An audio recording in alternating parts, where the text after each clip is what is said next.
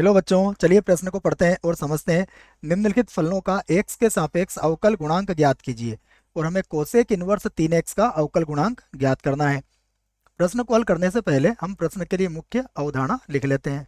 तो इस प्रश्न के लिए मुख्य अवधारणा जिसकी सहायता से हम इस प्रश्न को हल करेंगे। तो यहाँ पर हम प्रश्न को देखने से पता लग रहा है कि हम एक सूत्र का प्रयोग करेंगे, डी बटा D x cosec inverse x.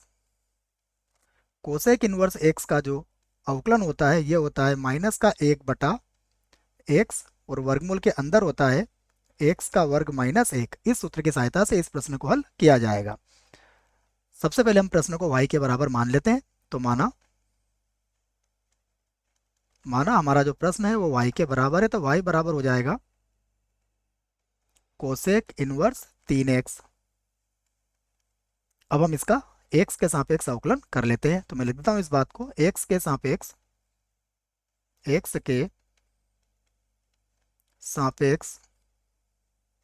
अवकलन करने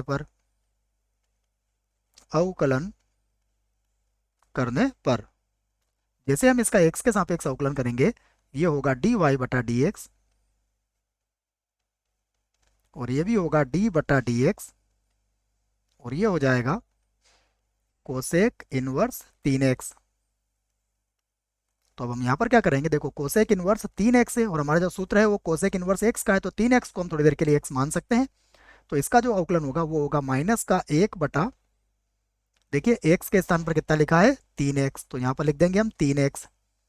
फिर वर्गमूल के अंदर भी हम यही करेंगे, x के स्थान पर कितना लिखा है 3x, तो ये हो जाएगा 3x का वर्ग, उसके बाद हो जाएगा -1।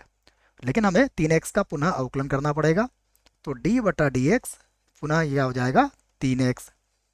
इसे हल कर लेते हैं। अब देखिए 3x का अवकलन कितना होगा 3, तो यहाँ तो आ जाएगा -3 और बटे में देखिएगा, बटे में होगा 3x और वर्गमूल के अंदर ये हो जाएगा 9x का वर्ग और -1। यहाँ पर आप 3 से 3 काट सकते हो, तो ये होगा माइनस का 1 बटा, यहाँ आ जाएगा x और यहाँ पर आ जाएगा 9 या 9x का वर्ग और -1, और यही हमारे प्रश्न का उत्तर होगा। आशा करता हूँ आपको इस प्रश्न का उत्तर समझ में आया होगा। धन्यवाद।